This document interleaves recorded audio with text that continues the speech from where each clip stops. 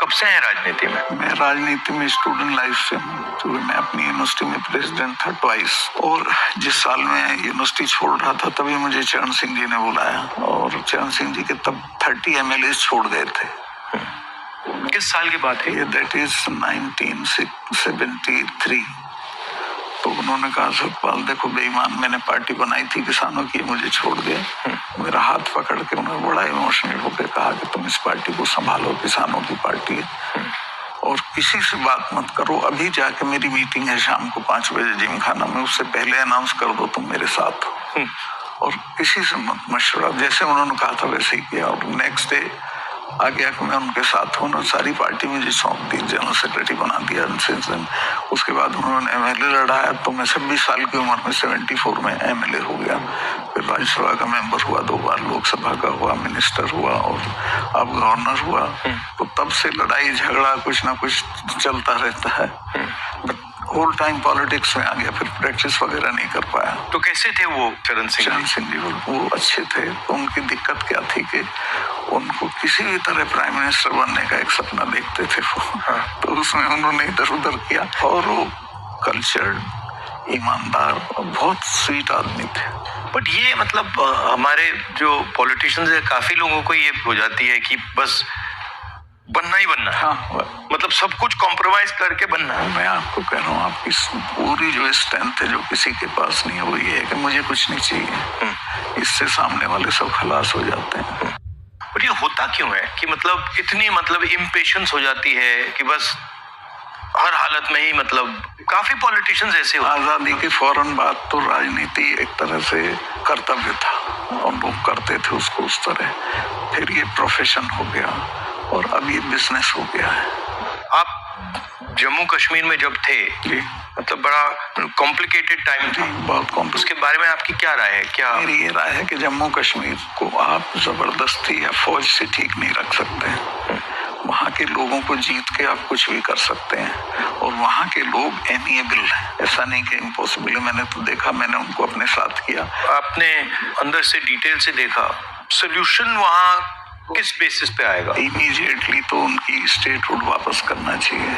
उनको इतना 370 नहीं चुभा जितनी स्टेटहुड लेकर यूनियन टेरिटरी बनाना चुभा। और यूनियन टेरिटरी इन्होंने किस लिए बनाया, जो मुझे लगता है, मुझे नहीं बताई वो बात, इनको ये अंदाजा था कि पुलिस रिवॉर्ड, जबकि ऐसा नहीं था। पुलिस इतनी फेथफुली रही भारत सरकार के साथ कि ईद का महीना था, एक सिपाही ने छुट्टी भी नहीं मांगी, वहीं लाइन में रहे। तो एक तो स्टेटहुड, और उनका प्रॉमिस भी है अमित शाह का हाउस में, उसको इमीडिएटली वापस करना चाहिए, और फिर इलेक्शन करा देने चाहिए। बट जब मैं जम्मू गया, ये जम्मू के लोगों को भी ये लगता है कि हमारा मतलब स्टेटहुड ले लिया। हाँ, उससे तो वो भी खुश नहीं है। सबसे ज्यादा वही चीज चुभी है। तो ये मतलब कर क्यों नहीं रहे इसको? पता नहीं। मेरी बात हुई, मैंने कहा वापस कराइए, तो बोला कह दिया होगा, क्या जरूरी है वापस कराना, चल तो रहा है सब ठीक। कहाँ ठीक चला, सारी इंसर्जेंसी वापस आ गई है, टेररिस्ट एक्टिव हो गए। अब तो काफी घटनाएं अब तो जगह जगह हो रही है। राजौरी में रोज होता है, ऊपर कश्मीर वैली में रोज कुछ ना कुछ होता है। आपकी क्या राय है उसके बारे में, पुलवामा के बारे में? पुलवामा के बारे में मैं ये तो नहीं कहता इन्होंने कराया, बट पुलवामा में इन्होंने उसको इग्नोर किया और पॉलिटिकल इस्तेमाल किया अपने लिए, क्योंकि उसमें इनकी स्पीचेस हैं जिसमें ये कहता है कि जब वोट देने जाओ तो पुलवामा की शहादत को याद रखना। जैसे ही मैंने पुलवामा के बारे में सुना, मुझे पता लगा कि हमारे जो शहीद हैं एयरपोर्ट आ रहे हैं जी, तो मैं सीधा एयरपोर्ट गया। हमारी सिक्योरिटी वालों ने मुझे कहा कि नहीं नहीं आप मत जाइए, मगर मैंने कहा मैं जा रहा हूँ। तो मैं एयरपोर्ट में चला गया, और एयरपोर्ट में उस टाइम मुझे कमरे में बंद कर दिया, और मुझे कहा कि देखिए आप कमरे से नहीं निकल सकते। मैंने कहा मतलब? तो उधर वो सब शहीद आए थे, वहाँ पे आर्मी के लोग थे, प्रधानमंत्री आ रहे थे, और मुझे मतलब लिटरली चाबी से बंद किया कि आप बाहर नहीं जा सकते। मैंने सिक्योरिटी वालों से बोला ये मतलब ऐसे कैसे कर सकते हैं, और फिर लड़के मैं वहां से निकला तो मुझे लग रहा था कि एक पूरा वहां पे शो सा क्रिएट हो रहा। हाँ, वो भाई वो प्रधानमंत्री को श्रीनगर जाना चाहिए था, राजनाथ सिंह आए थे, मैं था, हम लोगों ने श्रद्धांजलि दी थी। प्रधानमंत्री को उसी दिन जाना चाहिए था। नहीं, मगर मुझे उसमें क्या शौक लगा कि ऐसे लग रहा था कि एक कोई बड़ा इवेंट सा हो रहा ना, इसके लिए और वहां पे प्रधानमंत्री आए हैं और ये पूरा मतलब जैसे देश को दिखा रहे हैं कि भैया देखो, काफी डिस्टेस्टफुल सा था। जिस दिन ये हुआ तो ये नेशनल कॉर्बेट पार्क में शूटिंग करा रहा था अपनी, तो ये अवेलेबल मैंने 3-4 बार कोशिश की, मिला ही नहीं मुझको।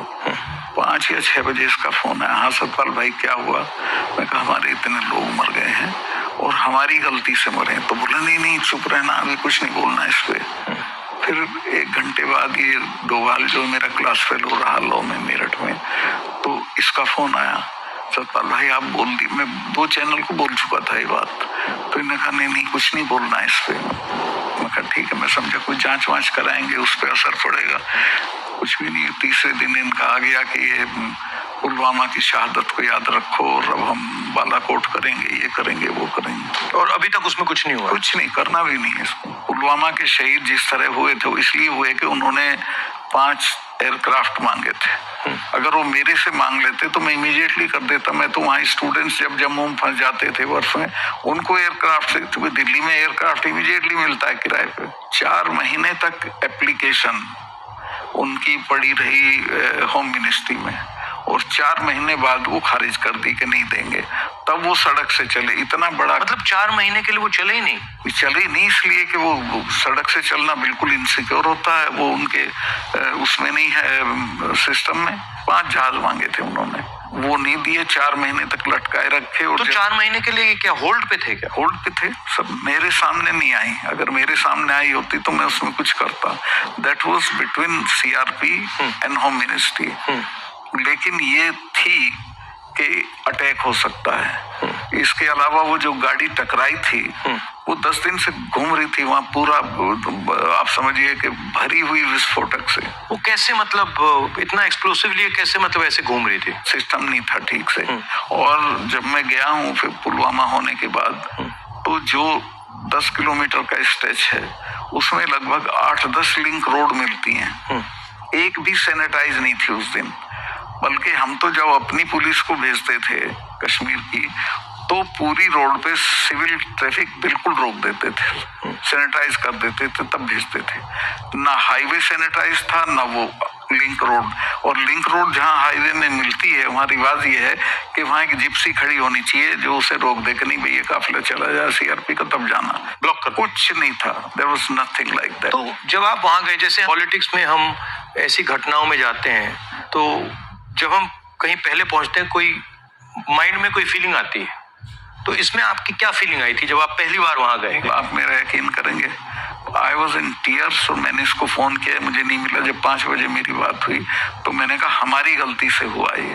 तो बोला नहीं इस पे आपको चुप रहना है। मैं चाहता था कि कुछ सर इसमें कटने चाहिए जिनकी जिम्मेवारी थी, कुछ भी नहीं। किसी का नहीं, कुछ नहीं हुआ। उसको इलेक्शन के लिए यूज करना चाहते थे कि ये पाकिस्तान ने किया, हमारे जवान मारे और अब हम हराएंगे। भारत जोड़ो यात्रा में हम वहीं से निकले, एक्चुअली साइट से निकले, पुलवामा से।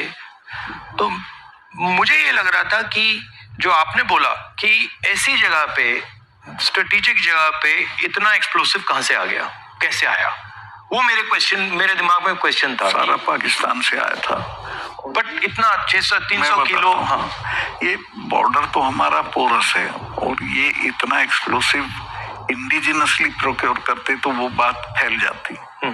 ये 10-12 क्विंटल तो आया हुआ था, उसमें से ये गाड़ी पूरी भरी थी एक्सप्लोसिव से। और बताया मुझे जब मैं गया कि साहब ये तो 10-12 दिन से घूम रही थी गाड़ी। जो गाड़ी चला रहा था उसका भी, मालिक का, दोनों का टेररिस्ट रिकॉर्ड था। दोनों कई बार गिरफ्तार हो लिए थे, फिर छूट गए थे, फिर गिरफ्तार हुए थे, फिर छूट गए थे। अच्छा, तो उन पे कोई निगाह नहीं थी इंटेलिजेंस एजेंसीज की।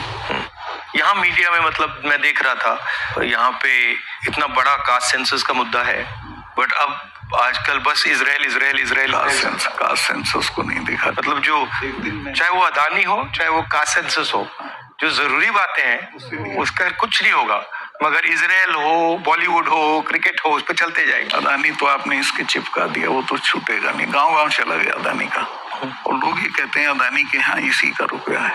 हाँ, वो 20,000 का आपने उठाया था, 20,000 को इतना बड़ा इन्वेस्टमेंट कहाँ से आएगा? कल ही एक स्टोरी आई है कि ये कोयले के प्राइस इन्फ्लेट कर रहा है। वहां से इंडोनेशिया से कोयला नाव में जाता है और यहाँ पहुँचते उसकी प्राइस इन्फ्लेट हो जाती है और फिर लोगों को बिजली के लिए ज़्यादा रेट देना पड़ता है, मगर वो भी मीडिया ने कहीं नहीं उठाया। मुझे खबर ये दी गई कि जिस दिन मैं ये करण थापर का इंटरव्यू किया, इन्होंने बुला के सब चैनल्स को कहा कि खबरदार कोई रिपोर्टिंग नहीं होगी, और अतीक अहमद का केस हो गया और उसको 10 दिन तक हेडलाइन। मैंने वो देखा, मैंने अपनी बहन से कहा कि ये जो आपने पुलवामा की बात की है, इसके कारण ये किया गया है, टोटल डिस्ट्रैक्ट करने के लिए। मैंने नोटिस किया जब आपने पुलवामा की बात की तो ये सब डर गए थे, लेकिन अतीक अहमद ने उसको 10 दिन तक खत्म कर ओवरशैडो कर दिया। बिल्कुल। भारत जोड़ो यात्रा में मुझे एक बात समझ आई कि कितना भी मीडिया पे कंट्रोल हो, अगर आदमी डायरेक्ट जनता के पास जाता है हाँ तो फिर कोई नहीं, तो नहीं चलता। जनता ओनली आंसर है, जनता के पास जाना। और अगर आप जनता के पास जाते हैं तो बहुत जल्दी जनता को बात समझ आ जाती है, वो टाइम नहीं लगता। नहीं, जनता तो अवेयर है देश में, ऐसा नहीं उन्हें मालूम नहीं, बट उन पे कोई प्लेटफॉर्म नहीं है, कहाँ कहें, किसको कहें। उनके रिप्रेजेंटेटिव भी ऐसे ही गए गुजरे हैं सब। पहले मैंने पार्लियामेंट में स्पीच दी कास्ट सेंसस के बारे में। जब मैं इसकी रिसर्च कर रहा था, मैंने देखा कि हमारे सब इंस्टीट्यूशंस में, चाहे वो मीडिया हो, ब्यूरोक्रेसी हो, जो ओबीसी वर्ग है, जो दलित वर्ग है, जो ट्राइबल वर्ग है, उनका कोई रिप्रेजेंटेशन नहीं है। मतलब आप बिलीव नहीं कर सकते, मीडिया में चाहे आप सबसे बड़े मीडिया हाउसेस देख लीजिए या सारे जो एंकर्स हैं, सारे रिपोर्टर्स देख लीजिए, इसमें एक ओबीसी नहीं है, एक दलित नहीं है, एक ट्राइबल नहीं है। इसके बारे में आपकी क्या राय है? नहीं, मैं तो चूंकि लोहियाइट रहा हूँ, तो लोहिया ने एक बार कहा था कि मुझे कमेटी बनानी थी गोवा की आज़ादी की, तो मैं जब भी कमेटी बनाऊं उसमें 48% अपर कास्ट आ जाते थे, नाम मांगूं तो भी वही आते थे। तो ये सिस्टम बन गया यहाँ का। इसको चेंज करने का आपकी राय क्या है? एक तो इसको कंपलसरी करना पड़ेगा, भाई इतने परसेंट हो, जैसे नौकरियों में हो गया उस तरह से, और दूसरे उन वर्गों में थोड़ा चेतना बढ़ानी पड़ेगी, भाई तुम इन पेशों में आओ। बट इसमें इंटरेस्टिंग बात यह है कि जो स्थिति है एक्चुअली इंस्टीट्यूशनल स्ट्रक्चर में हिंदुस्तान में, उसके डिटेल्स ओबीसी वर्ग को भी नहीं मालूम, दलित वर्ग को भी नहीं मालूम। तो आपने थोड़ा मतलब मैंने तो थोड़ा सा छुआ है, बट हाँ, एक्चुअली किसी को नहीं मालूम, पता ही नहीं है। सही कह रहे हैं। क्यों? क्योंकि पूरा जो इन्फॉर्मेशन का सिस्टम है उसमें कोई ओबीसी नहीं है, कोई दलित नहीं, कोई वो भी उन्हीं के हाथ में। तो एक प्रकार से लाउड स्पीकर ऑन कर देते हैं और इतना लाउड करते हैं कि कोई कुछ बोल नहीं सकता है।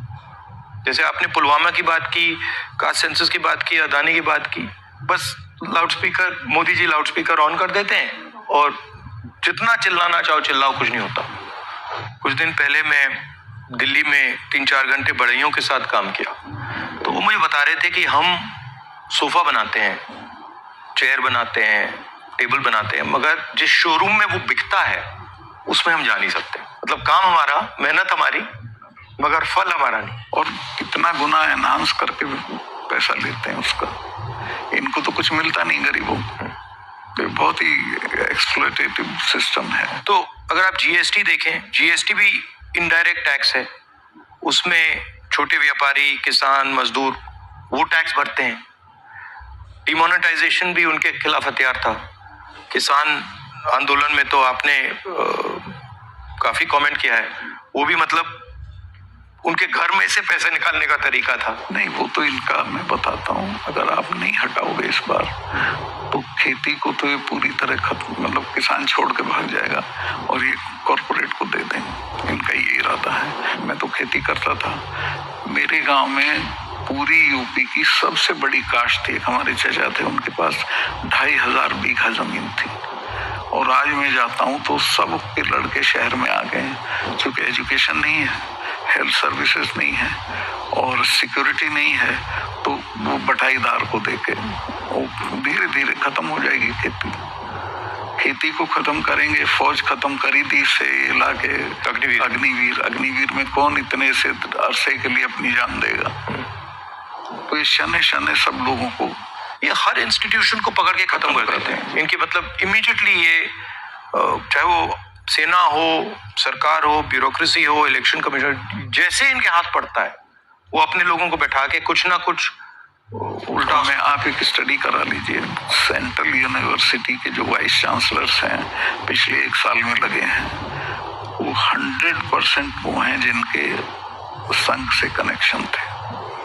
उसके बिना आप कोई नौकरी नहीं पा सकते हैं आज, और सेंट्रल यूनिवर्सिटी तो बिल्कुल नहीं पा सकते हैं। जो इंटर कॉलेज के प्रिंसिपल होने लायक भी नहीं थे वो वीसी लगे हुए हैं सब जगह। मतलब इनका शिक्षा का सिस्टम नहीं रहा, कंट्रोल का, माइंड कंट्रोल का सिस्टम बनाने की कोशिश। आपके मुताबिक इम्प्रूवमेंट लाने का क्या तरीका है? देखिए, सबसे बेसिक सवाल है कि किसान को उसकी फसल का दाम सही नहीं मिलता है, और उसके चलते वो हर साल गरीब होता जाता है। जो एक फसल का दाम पिछले साल था, खाद का और बाकी चीजों का जो दाम था, उसकी तुलना में इस साल में और फर्क हो जाता है, तो उसकी परचेजिंग पावर हर साल कम होती चली जाती है और उसे पता नहीं चलता। He doesn't know कि मैं गरीब हो रहा हूँ, लेकिन वो गरीब हो जाता है क्योंकि उसके जितना 1 मन गेहूं में पिछले साल खाद खरीद सकता था, इस साल नहीं खरीद सकता, इस साल ज्यादा गेहूं देना पड़ेगा। तो वो जो उसकी परचेजिंग पावर कम होती है, उसको एहसास ही नहीं है, पता भी नहीं चलता है। तो वो तो मैंने देखा, जब पब्लिक मीटिंग्स में बताते तो कहते हमें तो पता ही नहीं था।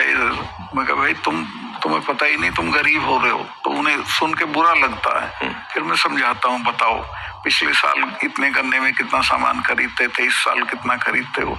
तो सबसे पहले है ये जो पैरिटी, ये है एमएसपी, इसको लागू करना चाहिए। एमएसपी में ये नहीं कि सरकार सारी फसलों का एमएसपी दे, लेकिन एमएसपी करने से बाजार गिरेगा नहीं, और एमएसपी है इसलिए कि बाजार एक खास जो आपने दाम तय किया उससे नीचे गिरेगा तो सरकार इंटरवीन करेगी। और ये पंडित जी के जमाने से जो नागपुर सम्मेलन में जवाहरलाल जी ने कराया था ये कि हम इंटरवीन करेंगे और खरीद लेंगे। तो एमएसपी का लागू होना बहुत जरूरी है, और एमएसपी पे इन्होंने किसानों से धोखा किया। जब किसान कानून वापस लिए तो कहा था हम एमएसपी करेंगे, और आज तक नहीं किया। वो क्यों नहीं किया? क्योंकि अडानी ने बड़े बड़े गोदाम बना दिए, फसलें एक दाम पे खरीद ली, अगले साल उनके दाम बढ़ जाएंगे, वो बेचेगा। एमएसपी होगा तो किसान इनको सस्ते दाम पे नहीं देगा। तो एमएसपी का होना सबसे ज्यादा जरूरी है। फिर जो उसके लिए आप खाद, बिजली, पानी जो भी सरकार देती है उसके दामों पे कंट्रोल करना पड़ेगा, वो बेतहाशा ना हो, ताकि वो जो मैंने बताया तो जो फर्क रहता है खरीद बेच का वो ना हो। जो आप कह रहे थे, ये जो अदानी जी हैं, इन्होंने पूरा जो स्टोरेज का इंफ्रास्ट्रक्चर है अपने हाथों में ले लिया है। इसका इफेक्ट मैंने जम्मू कश्मीर में देखा, इसका इफेक्ट हिमाचल में दिखता है, अलग अलग स्टेट्स में, हरियाणा, पंजाब में। हरियाणा में तो पानीपत में बड़े बड़े गोदाम बना दिए। तो पूरा मतलब इस जो स्टोरेज का इंफ्रास्ट्रक्चर ये कैप्चर कर लिया है।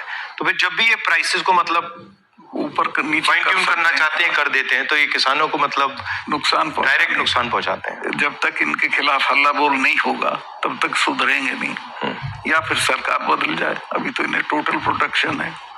मगर मैंने देखा है कि जनरली सरकारों के पास जो किसान का जो स्टोरेज की कैपेबिलिटी होती है उसके बारे में सरकारें ज्यादा नहीं सोचती हैं। उस ज्यादा नहीं, बिल्कुल नहीं सोचती। आप नॉर्थ ईस्ट में भी थे? हाँ, मेघालय में। वो मुझे पनिशमेंट पोस्टिंग दी गई थी गोवा के बाद, क्योंकि गोवा में मैंने करप्शन के बारे में बहुत बोला था, लेकिन वो अच्छे गोवा से हटा दिया गया। हाँ, गोवा से हटा के नॉर्थ ईस्ट भेज दिया गया था।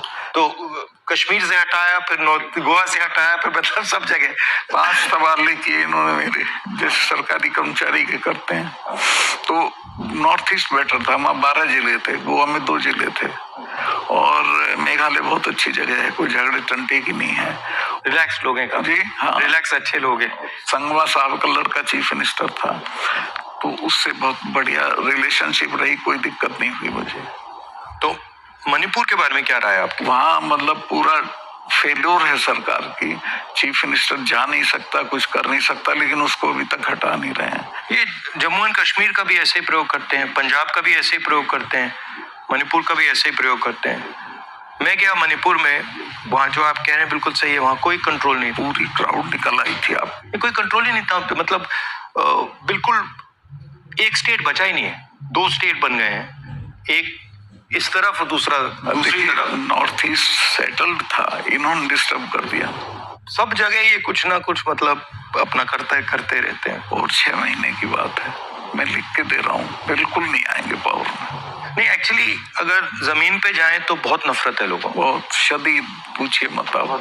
मुझे लगता है कि हिंदुस्तान की राजनीति में आज दो विचारधाराओं की लड़ाई है, एक आरएसएस गांधी वाली, एक आरएसएस और एक गांधी वाली, और दोनों एक प्रकार से हिंदुइज्म के एक्सप्रेशन है। दोनों एक विजन है हिंदुइज्म का, एक अहिंसा का, एक भाईचारे का, और दूसरा जो आरएसएस का, जिसको मैं डिस्टॉर्टेड विजन कहता हूँ, वो नफरत का, हिंसा का। तो इस फाइट के बारे में आप क्या सोचते हैं? मेरा यही सोचना है कि हिंदुस्तान कंट्री के तौर पे तभी सरवाइव करेगा जब वो लिबरल हिंदुइज्म के रास्ते पे चलेगा, जो गांधी का विजन है। गांधी ने ऐसे ही नहीं कहा था, गांधी ने इस देश को जितना समझा था किसी ने नहीं समझा था। वो गांव-गांव गए थे, जगह जगह गए थे, और वो इस नतीजे पहुंचे थे कि नहीं, बाकी बातें बेकार हैं, ये ठीक है रास्ता।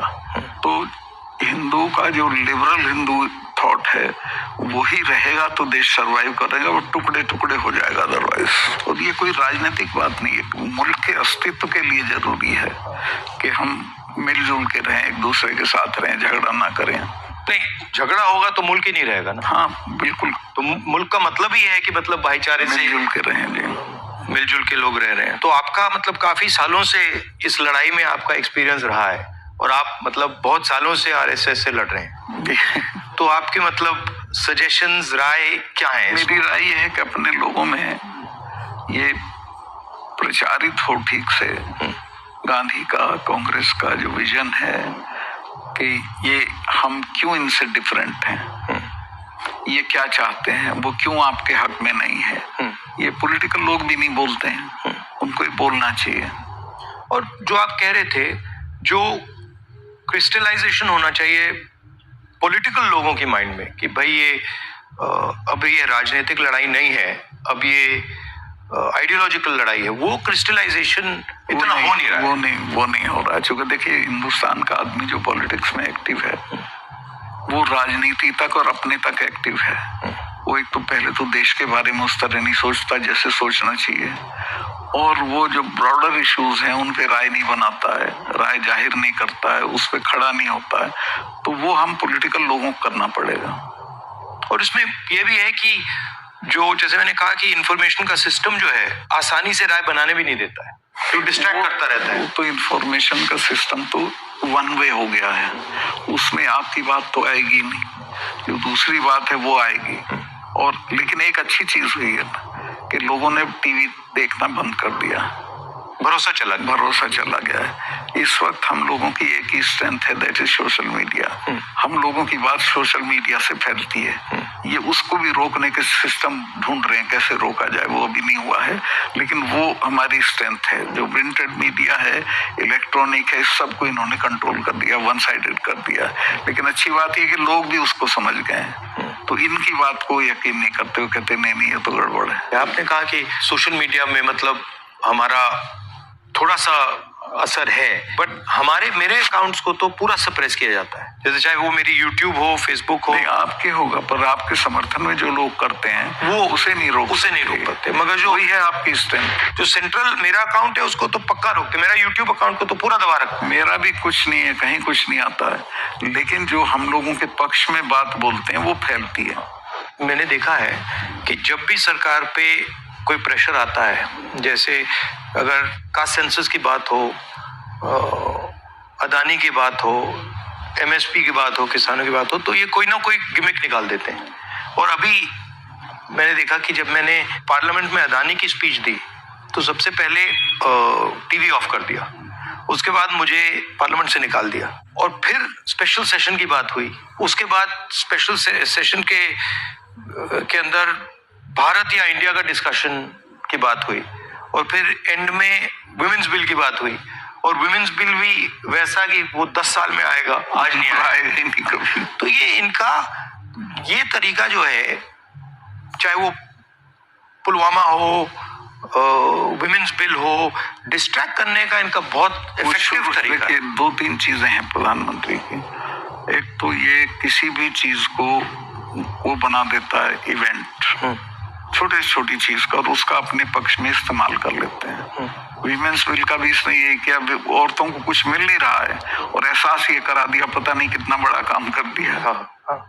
मतलब शो बहुत ग्रैंड शो होता है। जैसे वो पार्लियामेंट की बिल्डिंग, नई बिल्डिंग में जा रहे थे तो कॉन्स्टिट्यूशन को हाथ में पकड़ के पूरा मतलब ड्रामा। नई बिल्डिंग वाला इसकी कोई जरूरत नहीं थी, पर उनको पता लगवाना था कि मैंने बनवाई थी एक पार्लियामेंट। लेकिन वो हर चीज को उसी तरह से बहुत मैग्लोमैनियक की तरह करते हैं। जैसे पुराना हाउस है, उसमें अगर आप एक्सपेंशन करना चाहते हैं तो सेंट्रल हॉल में आप लोकसभा डाल दीजिए, लोकसभा में आप राज्यसभा डाल दीजिए, हो गया काम। मतलब सेंट्रल हॉल में मतलब वो बिल्डिंग तो उसकी वो भी कई सौ साल चलेगी। हाँ, तो बिल्कुल। और अगर आपको सेंट्रल हॉल चाहिए तो एनेक्सी में सेंट्रल हॉल कर देते। बिल्कुल, तो प्रॉब्लम ही नहीं थी, बट प्रॉब्लम क्रिएट करके, शो करके पूरा मतलब, इससे देश को काफी नुकसान होता है। क्योंकि नुकसान होता है, लेकिन एक अच्छी चीज ये है कि लोग इसको समझ रहे हैं। लोग ना समझें तो दिक्कत है, लोग हर चीज समझ रहे हैं। मैं तो बिल्कुल नीचे तक जाता हूँ, वो सब बोल रहे हैं इस चीज को कि साहब इसको करना, वरना कुछ नहीं है, ये ऐसे ही करता रहता है। और एक्चुअली जब मैं इनके भाषण सुनता हूँ और इनकी जो पॉलिसीज देखता हूँ तो एक्चुअली डेप्थ नहीं है, डिटेल में नहीं जाते। जरूरत नहीं है उसको सिर्फ रूल करना है, कोई इम्प्रूवमेंट नहीं करना, कोई चेंज नहीं करनी है, सिर्फ राज करना, जिसे बोलते हैं ना बहुत क्रूड लैंग्वेज में, सारा राज है, राज करना है, दैट्स ऑल। और वो उस तरह से जो जवाबदेही जनता के लिए होती है वो महसूस भी नहीं करते हैं। आपने काफी बहादुरी के साथ जो पुलवामा के बारे में बोला, आपने जो अदानी के बारे में बोला, किसानों के बारे में बोला, तो फिर आपको धमकाया गया, सीबीआई इंक्वायरी कराएगी, सब शुरू हो गया, पूरा इनका सिस्टम चालू हो गया। आप हैरत करेंगे, ये कानून है कि जो शिकायत करता है उसको सजा नहीं दी जाती है। मैंने शिकायत की जिनकी की, उनका आज तक इंटरोगेशन नहीं हुआ। मेरे यहाँ 3-3 बार आ गए, मेरे स्टाफ के लोगों के फोन ले गए सीबीआई वाले। मैंने कहा भाई तुम कुछ कर लो, मेरा कुछ नहीं बिगाड़ सकते, मैं तो फकीर हूँ, मेरे बिना कुछ है। तो तंग आ गए वो, लेकिन करना पड़ा। फिर यही कहते थे लास्ट में, साहब नौकरी कर रहे हैं मुकदमा। वो मुझे भी यही कहते थे कि भाई आप छोड़िए, मतलब हमें दबाया जा रहा है, हमें करना पड़ रहा है, इसमें कुछ है नहीं। उनकी भी मजबूरी है, क्या करें। हम बात कर रहे हैं तो इसके बाद में आप पर भी थोड़ा आक्रमण करेंगे। जब भी हम किसी से बात करते हैं एकदम आक्रमण शुरू हो जाता है उन पे। हाँ नहीं करेंगे, मेरे पे तो करते रहते हैं, ज्यादा दिक्कत नहीं, आपको कोई फर्क नहीं पड़ता। थैंक यू, बहुत अच्छा लगा, बहुत अच्छा लगा, थैंक यू।